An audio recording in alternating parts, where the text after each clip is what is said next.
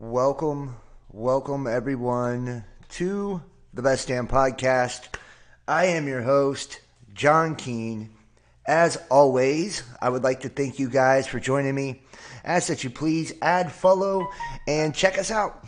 www.thebestdamnpodcast.tv.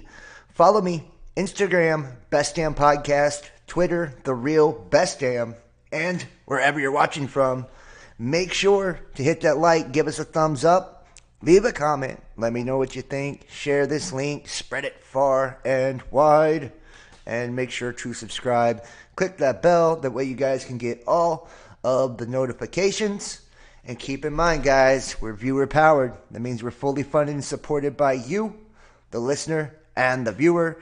So basically, it's your donations that keep things going. So if you get something from tonight's show, this will be a Discord show tonight. I will have it public for at least some period of time.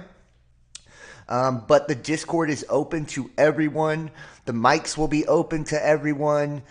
This will be a night where people are able to engage if they wish to. I did drop a couple of polls earlier. Oh, and let me drop this too. While I'm doing all the promo stuff. I am trying to raise funds right now. I told you guys in the video earlier, my oldest son's birthday is coming up, and I would like to get him something nice. And I'm also trying to actually move and start a new business endeavor. So please, guys, we still haven't hit the monthly goal this month. So please donate and support, which is obviously why I'm starting a new business endeavor. But please donate, support. If you get energy from tonight, make sure you give back. That way you get, the full benefit of everything that's being given. We're going to look at the community post real quick because we're going to talk about the Rose and the Cross and Rosicrucianism tonight. We're going to look at that, but we're also going to dive into something else. And this is suggested by one of you. So this should inspire you in the future to engage in the polls and stuff. And I posted them on both the YouTube channels. I asked the question, what subject you wanted to talk about tonight on Discord, and on both the channels we had a, variety of subjects, and I didn't want to hit on anything that we talk about all the time because it kind of, to me, the Discord shows are special, right? They're different. So, comment here by Chris Fuentes. It says, all these are very interesting, but I pick other, sex. It's a subject that us people suffer from, yet we hide from our lust and desires, which are different. It's a hard subject, but it must be confronted. Sexual trauma, something that everyone suffers from in one way or another in this world. There is no way around it, but through it, so it must come to pass. With that comes healing, better understanding. And I feel like this is probably something we've never even covered on this channel, not in any great detail. I mean, we've talked about it in some of these chats before, and it's gotten brought up, but never been more of a focal point. So we're going to explore some of that tonight too. We're going to look at, Rosicrucianism, and we're going to, get back a little bit into the OTO and Golden Dawn handbook and all of that. But I think for the main chunk, the main focus of tonight, we're going to look at sex and sexual trauma and carnal desire and exactly how that plays a role in our spirituality and what's healthy, what's unhealthy. What are boundaries that need to be created, for us in our lives to maintain a healthy spiritual balance and healthy sexuality. I think it's like, it's a great idea. It's one of the best I've ever seen. Like, I was actually blown away by the comment. I'm like, I put all this shit on the damn poll, and this dude just comes in and blows me out the water with the comment. So I'm like, okay, I'm going with it, though. I'm going with it. So that's what we're going to do. I'm very, very excited. If you are watching on the public platform, like I said, I don't know how long I can keep the public thing going. It just depends on which way the wind blows as far as the subject matter. If it starts to get a little bit intense, then I will have to cut it off. But I encourage everybody to come join me on Discord. I did put the Discord link into the it's in the Discord in the Best Damn podcast chat lobby. as well as it is in the description box for any of the platforms that you may be watching this on. So you can just click to that, go to the community section. I've also posted it, and I posted it on social media, Facebook, Twitter, and Instagram. So if you want to join us on Discord and you want to put your 2 cents in on, some of this Rosicrucianism and sex and trauma and sexual trauma, which I think, dude, one of the things, it's a very cool topic. I'm super excited. Tonight should be really cool, and I love doing the weekends. And I believe I've given everybody's microphones to them. So come in and mute your microphone just out of respect. And if you plan on speaking and talking, make sure you have headphones or have it set on push to talk. That way we don't get a big crazy echo or anything like that. But I would love to hear your feedback, as long as we're, respectful. And have mutual respect for one another. I don't see a problem with any of that. So tonight should be pretty exciting. Like I said, make sure to hit that thumbs up, hit that like button if you're watching in the chat, leave a comment, share the link, and donate and support the channel.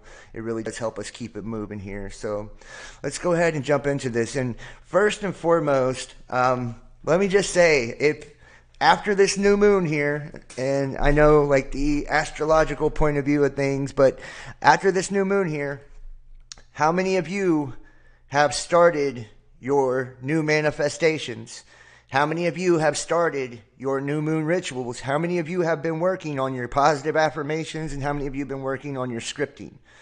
Just by a show of hands, I would really love to know if you guys are taking this seriously. Look, 8-8 Lionsgate portal was a manifestation portal, a great time for the scripting, positive affirmation, and trying to bring something new into fruition, as well as this new moon we just had. And you can do the new moon ritual 3 days before or 3 days after the energy is, at its peak. So, like I said, you can take a piece of paper, write down, something, 1 to 3 things that you would like to release within your life. Toxic things that no longer serve you, negative behaviors, traits, whatever, right? People that you would like to release in your life. And then write 3 things or 1 thing that you would like to manifest or attract into your life, right? So for positive. So the 3 negatives or the negative you want to release, and then the positive or the 3 positives you want to attract. I like to do it in 1s and 3s. And considering it was on the 11th, I went with 1 this time. But, and make sure, however you're wording it on the piece of paper, that you word it in a present tense and from a place of abundance, and not from a wording of lack. Like, I want this, right? You don't ever want to state it as lack, and you always want to act as if you already have it, or use I am statements. So, yeah, and remember, I'm challenging everybody to the new moon ritual of every day from new moon to new moon, which starts now, to do, positive affirmations in the mirror with yourself as a morning ritual when you wake up, to just reinforce your own power, your own positivity, and put love into your own image, your own reflection, as well as take those thoughts and intentions and put them out into the physical world by speaking them. So, if you got to say 10 loving things to yourself each morning, I don't think that's a bad start to a day. You feel me? Like, I don't think that's a bad start to a day at all, saying, I am beautiful, I am successful, I am confident. Whatever it is that you need to hear for you, and only you know what you need to hear for you. And you can even put a little twist on that ritual if you'd like as well. You could also take the time to journal each day, the experiences of the things that made you feel negatively, the things that brought you joy within your day. Like, you can play with this as much as you want. Like I said, I'm developing new concepts right now for the channel to just give everything an overhaul. We're going to really push things in a cool direction, and really try to set up a structure or a system of learning for, the more private side of things, for people that are truly, engaged with the content and want to pursue a path of illumination, want to pursue a path of self-growth and all of that. So it's like a really good investment in yourself to just be involved in these kind of things and pay attention to these kind of things, because they're incredibly important. So let's go ahead and start right now.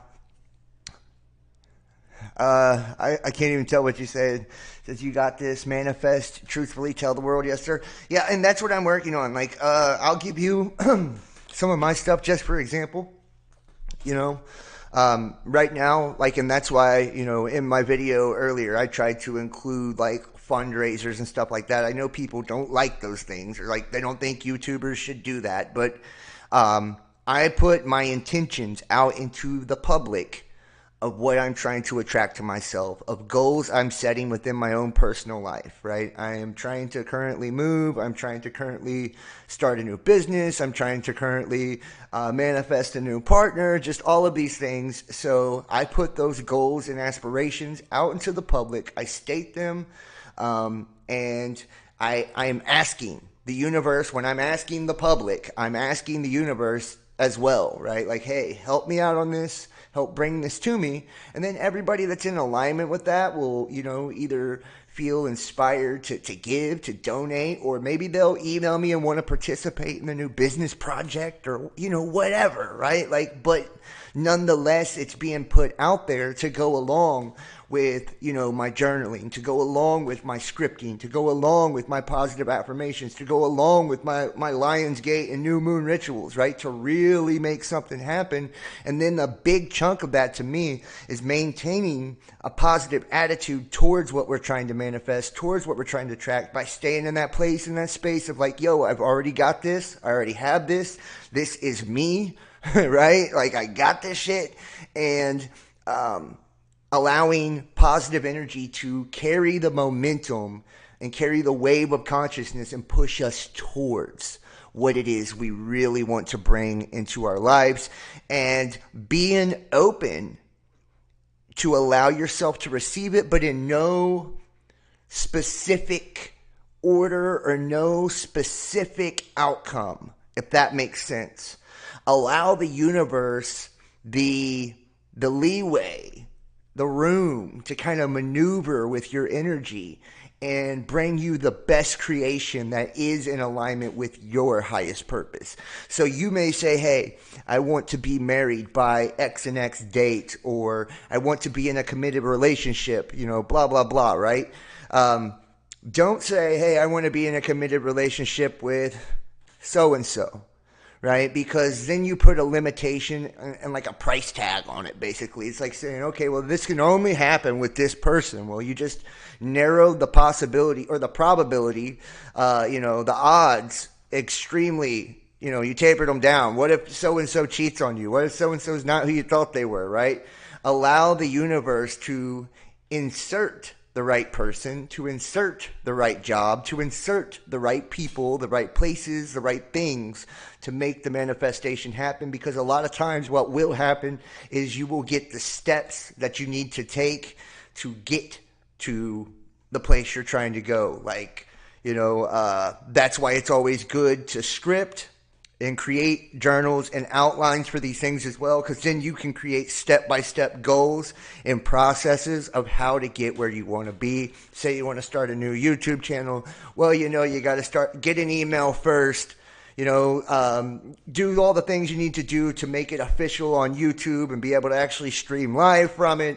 And then you need to set up social media accounts and so on and so forth. There's a process to it. You don't just all of a sudden overnight go viral on YouTube, without creating everything first.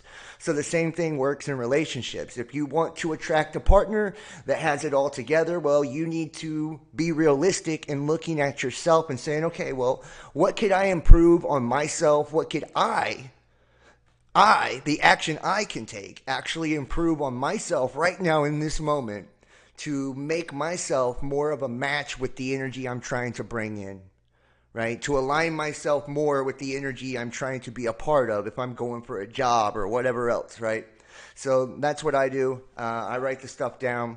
I set little mini goals and then kind of longer goals. And then I have a long-term overall goal of what I want to see it look like, or an idea of what I want it to be. But I know more than anything what I want it to feel like. And whenever doing manifestation, I told you the key is gratitude and being, humble and grateful for all that we already have and appreciating all that we already have. But it's also capturing that feeling when you're scripting about it, writing about it, when you're doing positive affirmations, when you're speaking on it, when you're doing anything around what you're trying to create, to have the feeling like you already have it, to be excited about it like it's already here, and to ride the lightning, man. Ride that feeling all the way home, because that feeling is what's actually going to bring the momentum to carry you to, your destination. So, with that said, let's go ahead and jump into this. But, I hope everybody's having a good weekend. We're going to start with the Order of the Rose and the Cross. And this is just basically going to be, a little bit of this before we get into, the sex topic and sexual trauma. And we probably will have to cut it off of the public when we go to that part. So that's why I'll do this one first. Because we know that when we get into sexual trauma, that a lot of people have had experiences that began in childhood, right? I know people, and I don't even want to say I know people. I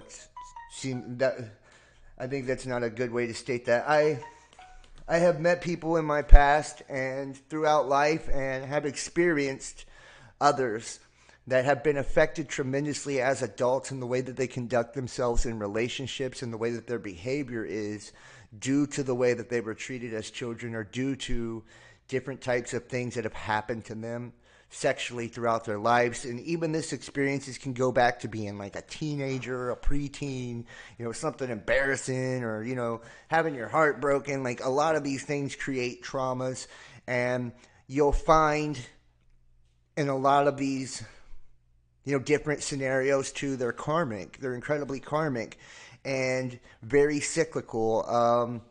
I joke around all the time. It's like I say, like, my last 5 girlfriends have, they always seem to be like the same girl with just a different face, different body almost. You know what I mean? It's like, because the same experience keeps coming back around. It will vary in degree, like, one may treat me a little better, or, be a little sweeter to me in one way or another, or take care of me better in one way or the other. So the situation improves as I learn the karmic lessons. But in the same token, there's underlying tones that always seem to be the same, like issues that I have within myself that stem from traumatic scenarios from my past that I'm bringing into current situations, or I have brought into current situations, should I say.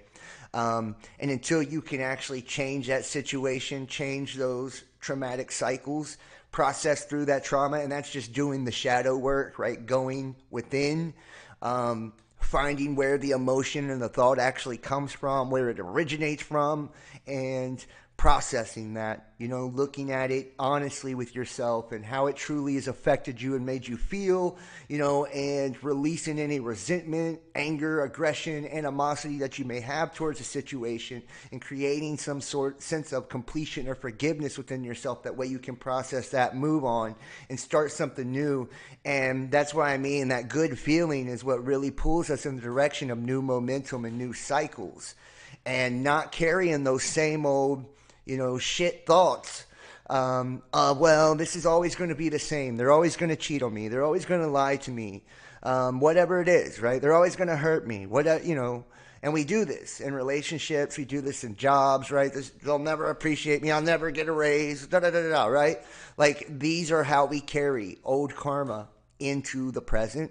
And this is why it's so important for us to not just change our behavior externally and how we carry ourselves with our character, but to actually change the way we think and the way we feel about things, and to change the way we look at every situation and every possibility. If we bring a sense of positivity and optimism to everything that we approach, then we have a far more likely chance of succeeding at whatever it is we're trying to accomplish. So energy drinks helped you drive awake. Well, energy drinks are good. I like energy drinks for sure. So I'm a fan. Let's go ahead and dive into this. And like I said, we're going to do a little bit of the Rose and the Cross. And let me show you this first. Let's go here first. This was sent to me by a viewer. An excerpt out of a book, actually. I shared it on Twitter. Twitter at the real best damn if you want to follow me over on Twitter. Did I already have it pulled up? I might have already had. There we go. And check this out. This is on Rosicrucianism. Confessio fraternitas. To those desirous of wisdom. Here, kind reader, you shall find 37 reasons of our intent and purpose in this confession, which you may search out and compare with each other, and consider good pleasure, and win you over to our side. Truly, it requires no little trouble to confirm what is not yet seen by men. But when it shall one day appear in the light, we have no doubt previous conjectures and suppositions will be held of small account. And as we here below, in truth and without fear, name the Pope of Rome as the Antichrist, a thing before considered a deadly sin and a crime everywhere worthy of death, we also know that the time will come when we will openly and fully declare with a loud voice that which is now kept secret, but then it shall be acknowledged by everyone. Kind reader, join us in a heartily hoping that it may occur in the shortest possible time. Right? And this is actually on Rosicrucianism. And it was talking about basically the condemnation associated with Rosicrucianism and how it's a very deceptive system, right? This one that we find ourselves or find is subject to the Pope. And I'm going to read just a small excerpt of this just for you guys at home, just so you can see why someone would come to this conclusion. And remember, the Roman Catholic Church, Christianity, the anagram within the word Christianity is Antichrist is in that word. Okay? So, there's that. I'm not saying he is or isn't, or it is or isn't, but I just wanted to share that because I thought it was actually fascinating. And it pertains to what we're going to be talking about tonight, right? So let's look at just an excerpt from the Extreme Jesuit Oath.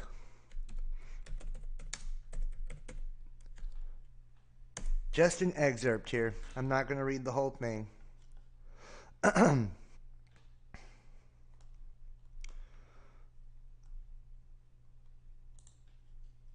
Whoops, I think I hit the wrong page here.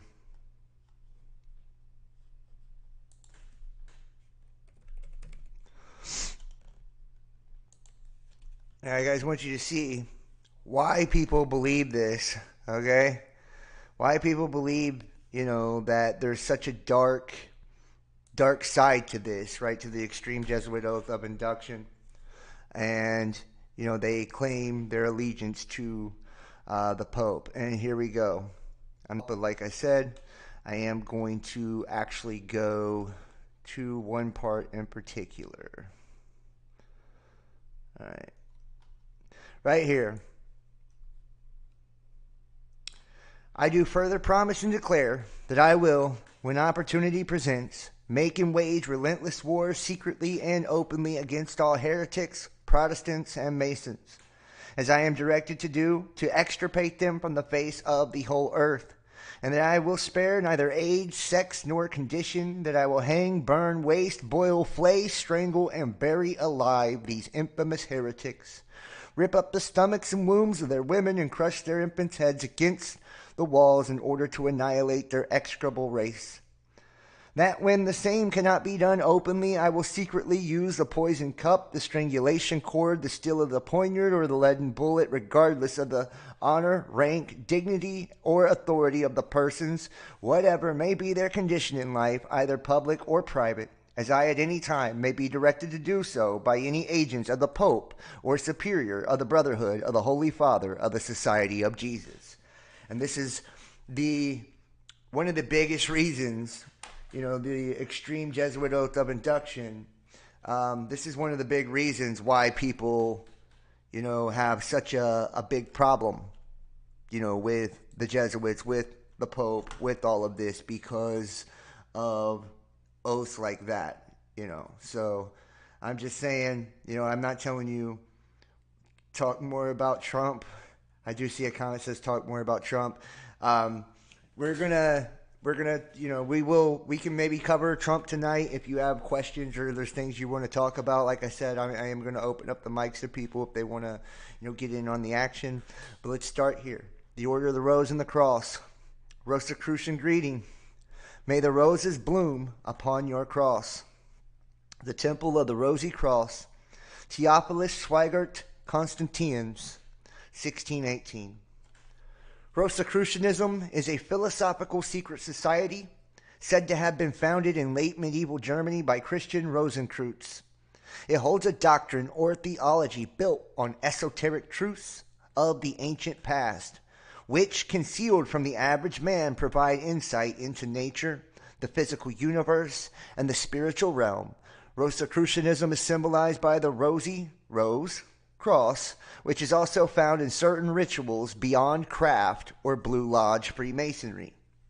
Between 1607 and 1616, 2 anonymous manifestos were published, first in Germany and later throughout Europe. These were Fama Fraternitas RC, the fame of the Brotherhood of Rose Cross. And let's see if we can actually pull those up. We'll try to get into that.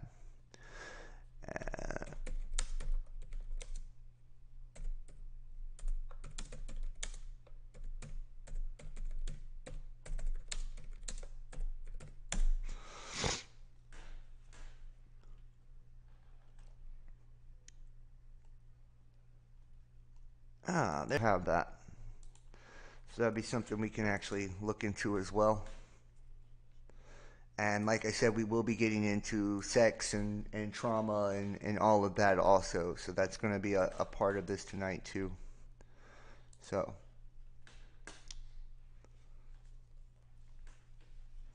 And hopefully, I do see we're getting a little bit of buffer here. So everybody just please, reload the page if it buffers or whatever. Now, between 1617, Rosicrucianism was more closely associated with Protestantism than Roman Catholicism, and in particular was most closely associated with Lutheranism.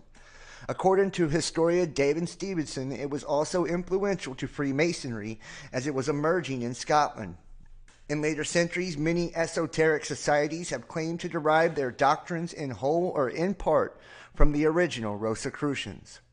The Rosicrucian order is viewed among earlier and many modern Rosicrucianists as an inner worlds order, comprised of a great adepts. When compared to human beings, the consciousness of these adepts, like that of demigods, this college of invisibles, is regarded as the source permanently behind the development of the Rosicrucian movement. Several modern societies have been formed through the study of Rosicrucianism and allied subjects. However, many researchers on the history of Rosicrucianism argue that modern Rosicrucians are in no sense directly derived from the Brethren of the Rosy Cross of the 17th century. Instead, they are considered to be keen followers. Moreover, some have viewed the 17th century order as a literary hoax or prank, rather than an operative society. Others contend that history shows them to be the genesis of later operative and functional societies. The origins. According to a legend published in the 17th century Rosicrucian manifestos, the Rosicrucian order was founded in 1407, the early 15th century, by a German pilgrim named Christian Rosenkreuz, who studied the Middle East under various occult masters. During his lifetime, the order was alleged to be small, consisting of no more than 8 members. When Rosenkreuz died in 1484, the order disappeared, only to be reborn in the early 17th century. Most modern Rosicrucians accept this legend to varying degrees. Some accept it as literal truth. Others see it as a parable, and yet others believe Rosenkreuz to be a pseudonym for a more famous historical figure, usually Francis Bacon. According to a lesser-known legend, and a lot of people believe that Francis Bacon did indeed write the King James Bible, responsible for Shakespeare, a lot of things written by Francis Bacon, and he, in my opinion, is one of the greatest writers of all time, one of the greatest minds of all time. Sir Francis Bacon was. And, that's my opinion. You don't have to agree with me. You can see it however you see it, right? You can see it however you choose to see it. I'll leave that to you, basically. And let me know if everything is coming through on the chat and stuff. You guys can see and hear and all of that. If everything's coming in good, I do see that there is a bit of a delay from what we're doing on the channel as to what's going on YouTube. So let me make sure that we're good there. Looks like we're good. Okay. Now, according to a lesser known legend found in Masonic literature, the Rosicrucian order was created in year 46 when an Alexandrian Gnostic sage named Ormus and his 6 followers were converted by one of Jesus' disciples, Mark. From this conversion, Rosicrucianism was born by fusing early Christianity with Egyptian mysteries. By this account, rather than being its founder, Rosencreutz would have been initiated into and become the Grand Master of an already existing order. According to Emile Dantine, the origins of the Rosicrucians may have an Islamic connection as told in their first manifesto, Fama Fraternitas, early 17th century. Christian Rosenkreutz started his pilgrimage at the age of 16.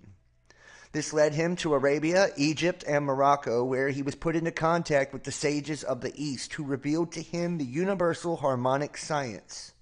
After learning Arabic philosophy in Jerusalem, he was led to Damkar. This place remains a mystery. It did not become Damascus, but it is somewhere not too far from Jerusalem. Then he went to Egypt, where he did not stay for long. Soon afterwards, he embarked to Fez, a center of philosophical and occultist studies, such as the alchemy of Abdallah Jabir bin Han and Imam Jafar al-Sadiq, the astrology of magic in Ali Ash-Shambralishi, and the esoteric science of Abdraham bin Abdallah al-Iskari. However, Dantine states that Rosenkreutz may have found his secrets amongst the Brethren of Purity, a society of philosophers that had formed in Basra, Iraq, during the first half of the 4th century.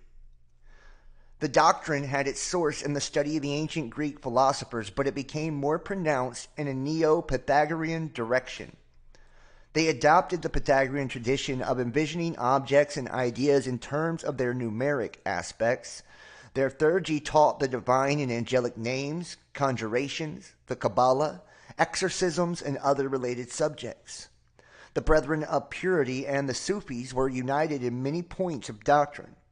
They both were mystical orders deriving from the Quranic theology, where dogma is supplanted by faith in the divine reality. Many similarities with the Rosicrucians were expressed in the manifestos and the Brethren of Purity ways of life as well. Neither group wore special clothing. Both practiced abstinence. They healed the sick, and they offered their teachings free of charge. Similarities also were evident in the doctrinal elements of their theurgy and the story of creation in terms of emanationism, the curious legend of which the fabulous origin of the so-called society was established so improbable through ingenious that the genesis of the Rosicrucians was generally overlooked or ignored in the writings of time. Christian Rosenkreutz had discovered wisdom on a pilgrimage to the East in the 15th century. The metaphorical quality of these legends lends to the nebulous nature of the origins of Rosicrucianism. For example, opening of Rosenkreuz's tomb is thought to be the only a way of referring to the cycles in nature and to cosmic events. History. And I will tell you this, a lot of the things that we discuss on this channel do directly correlate to Rosicrucianism. So we do explore a lot of Rosicrucian ideas on this channel in particular. I study a lot of, Rosicrucianism in my own time.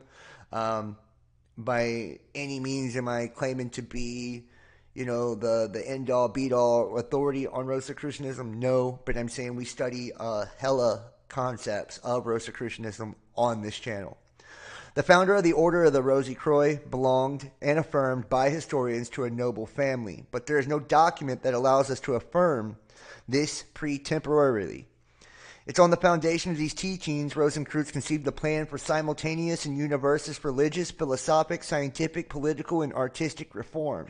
For the realization of his plan, he united with several disciples, 7 at first, like the 7 sacred disciplines or sciences, according to Fama Fortunatus, to whom he gave the name of the Rosy Croix.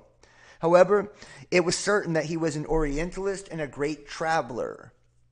What was known in the early 17th century as the Fraternity of the Rose Cross seemed to have been a number of isolated individuals who held certain views in common, which apparently was their only bond of union. So they were all very different, right? Very different. But what held them together was they just had certain views that were in common, and particularly conscious views. These views regarding Hermetic knowledge, which Hermetic means sealed, the hidden knowledge, related to the higher nature of man, and also with common philosophical conceptions towards the foundation of a more perfected human society. They were also humanist, right? There is no trace of a fraternity of secret society which held meetings or had officers or leaders. So far as many works are concerned, it is evident that the writers who posed as Rosicrucians were moral and religious reformers and utilized the technicalities of chemistry or alchemy and the sciences generally as media through which to publicize their opinions and beliefs. Their writings included a hint of mysticism or occultism, promoting inquiry and suggesting hidden meanings discernible or discoverable only by adepts. The publications on Fama Fraternitas Rosicrucis 1614, Confessio Fraternitas 1615, and Chemical Wedding of Christian Rosenkreutz 1616 caused immense excitement throughout Europe. These works declared the existence of a secret brotherhood of alchemists and sages who were interpreted as preparing to transform the arts, sciences, religion, political, and intellectual landscape of Europe while wars of politics and religion ravaged the continent. They were idealists, right? They were trying to transform the landscape of our educational reality, the way that we perceive reality, right? Through all the different sciences and discernible methods of teaching and philosophical methods of learning into something more congruent and easily adaptable and understood by the adept, by the initiate, by the one seeking to be illuminated, right? And change the way that humanity sees things as a whole to a more truer nature of our being. Not only did these works lead to many reissues, but they were followed by numerous pamphlets, favorable and otherwise, whose authors generally knew little of the real aims of the original author and often amused themselves at the public's expense. According to historical records, it is probable that the first work was circulated in manuscript form about 1610, even though there was no mention of the order before that decade. In fact, the research indicates that all 3 documents probably were the creation of Lutheran theologian Johann Valentin Andre, 1586 to 1654. However, his authorship only is confirmed for the Chemical Wedding, which he subsequently described as a ludibrium. The authors of the Rosicrucian works generally favored Lutheranism as opposed to Roman Catholicism. Around 1530, more than 80 years before the publication of the first manifesto, documented evidence of the cross and the rose already existed in Portugal, in the convent in the Order of Christ, home of the Knights Templar, which later was renamed Order of Christ, right? So the home of the Knights Templar is where you'll also find the origins of Rosicrucianism. How convenient, right? 3, both seats were and still are on the Boda of the initiations room. In these cases, the rose can clearly be seen at the center of the cross. At the same time, a minor writing by Paracelsus called Prognosticatio Eximil Doctoris Paracelsi contained the image of a double cross over an open rose along with written reference to it. The Occultus Stanislas de Guecha, Al Suil du Mystere used Paracelsus writing and other examples to prove the fraternity of the Rose Cross existed far earlier than 1614. It is evident that the first Rosicrucian Manifesto, Fama Fraternitas, was influenced by the work of the respected Hermetic philosopher Heinrich Kunrath of Hamburg. He was author of the Amphitheatrum Sapientiae Aeterni, and was in turn strongly influenced by the work of the mysterious philosopher and alchemist John Dee, author of the Monas Hieroglyphica. And I believe it was John Dee that was actually one of the stories about John Dee, and him being one of the great occultists and magicians and just, illuminist of, recorded time, right? That he was giving counsel, I believe, to the queen or something like that, royalty basically, and that his counsel was held in such high regard because of his astrological knowledge, his mystical knowledge, that they would wage wars, on the word of people like John Dee. And that one of the ways that he got his claim to fame was by telling, there was like an invasion force, I believe it was from France, coming in one time, and he actually gave counsel to the queen to not even attack, right, and to hold everybody back. And the way that energy moved was that there was a storm coming in of some sort, right, and he cast this spell, allegedly, and all of the ships by the enemy were wiped out, essentially saving the people, right? And that was one of the first, claims to fame that he had was, his knowledge, his foresight, his gift of, prophecy and all of that is what made him, such a great magician.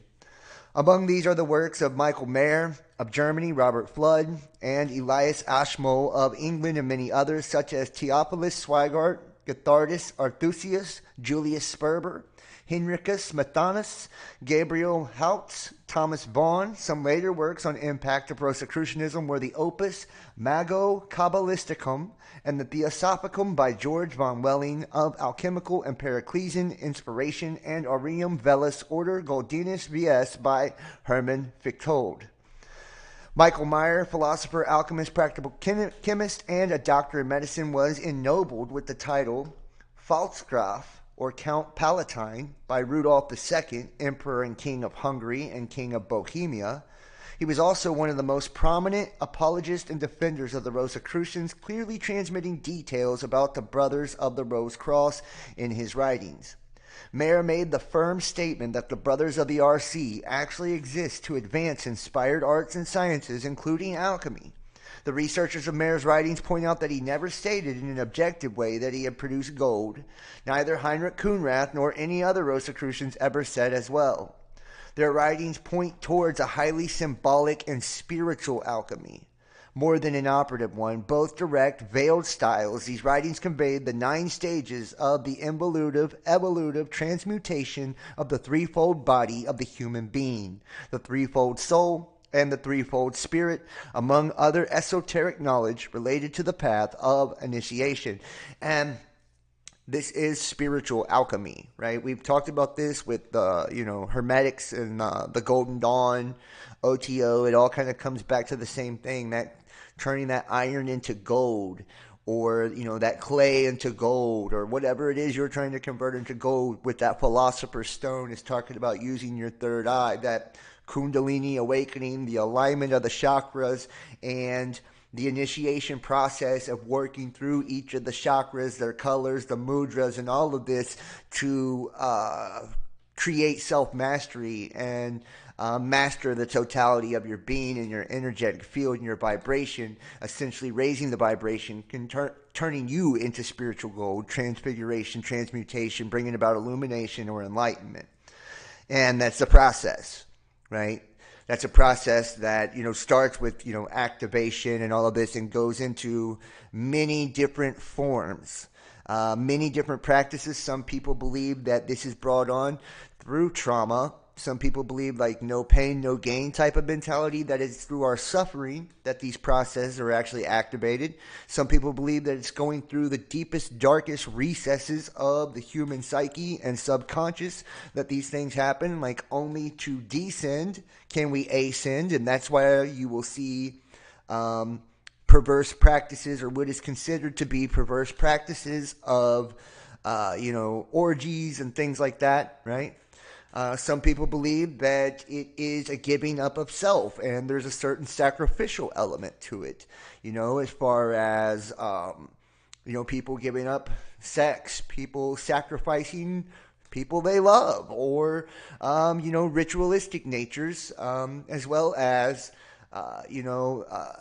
a combination of all of the above, including certain magical practices and incantations and different forms of meditation and learning how to use the consciousness to travel outside the body, essentially mastering the aura, putting the chakras into alignment, and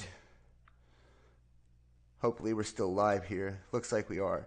Putting the auras into alignment and raising the vibratory state of the entire spirit of the body you're in, right? And understanding the 7 sacred sciences and the practices, which you can find in the Kabbalion, essentially, right? To break those down, those hermetic principles of how the basis of reality works, how they apply to spiritual nature, right? And, studying on all the different levels. Rosicrucianism is like the college degree in that, right? Once you've kind of went down the path of initiation and illumination, and you went through, the basic learning, and you found yourself understanding, the numerological aspects, astrological aspects of these, as well as, karmic and chakric aspects of these, and just the way that different energies interact with our bodies and how we interact with ourselves, in the philosophical aspects of this,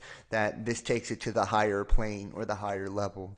In the 1618 Manifesto, Pia de Altissima Admonicio de Fratibus Rosicrucis Henriques ne Husicis presented the conception that the Rosicrucians left to the east due to the instability of Europe in the time of the 30 Years' War.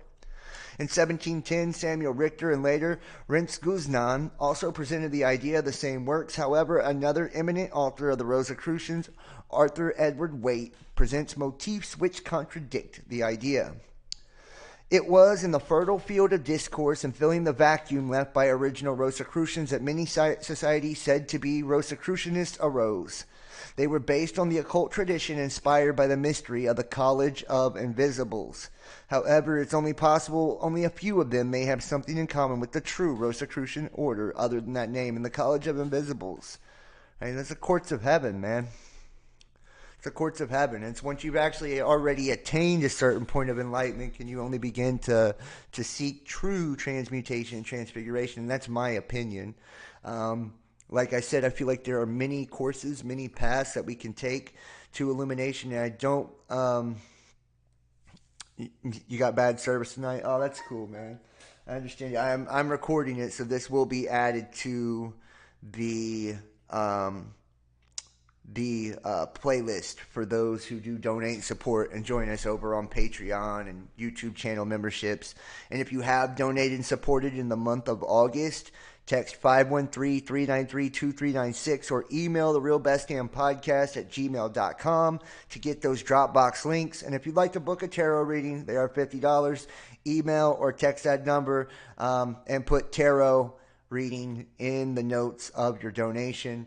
And I'll send you a video tarot reading or do a tarot reading within 24 hours of your payment. Or if you'd like to book a spiritual compilation, a spiritual profile, they're $100 and they take a couple of days. I can do it in video, but we also have an hour-long sit-down going over the different gematria, etymology, and all of that in the name. So, like I said, I am trying to raise funds right now. It's a really big deal.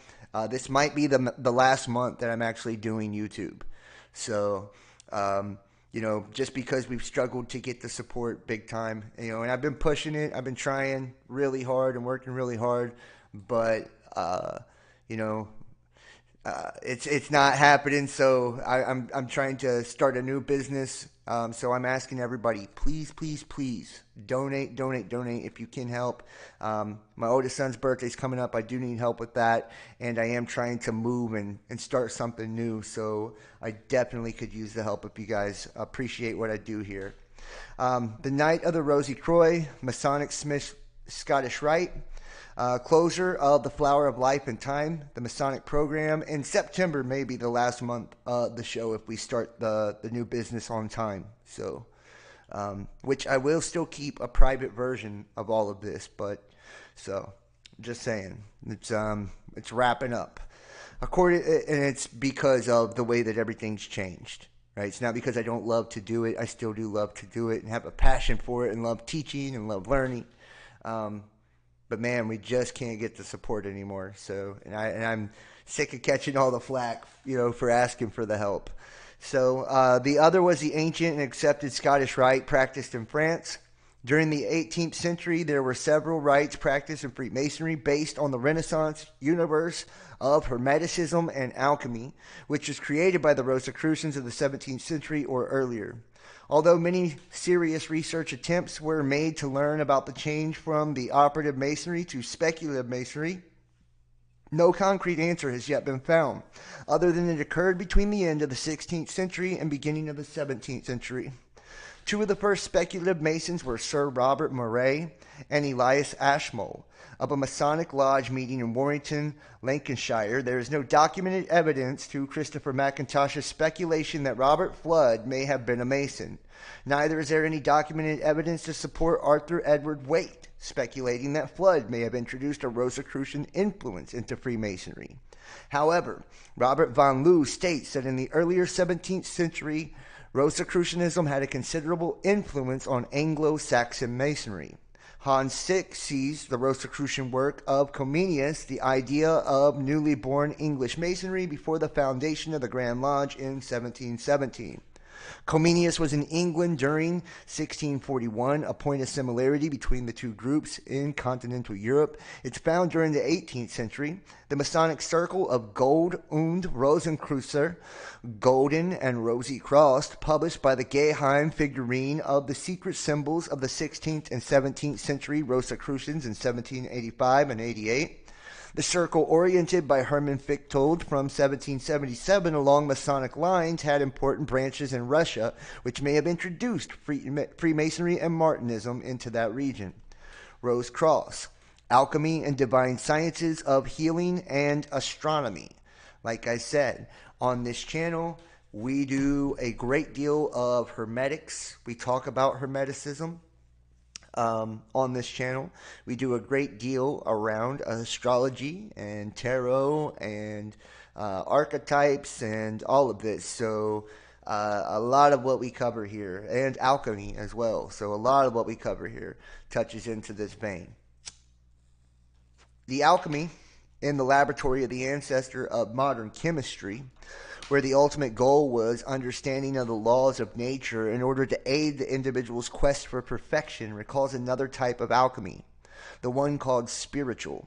The true alchemists, or philosophers of the fire, often make reference in their works to the blowers, meaning all those who were just interested in the creation of gold and the material aspects of alchemy.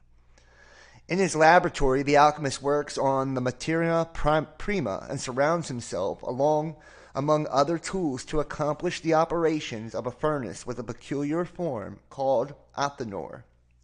In the point of view from spiritual alchemy, the materia prima is the human soul. And about the athanor, it is constituted by the physical body and the subtle bodies. These last ones maintain the life of the most dense one and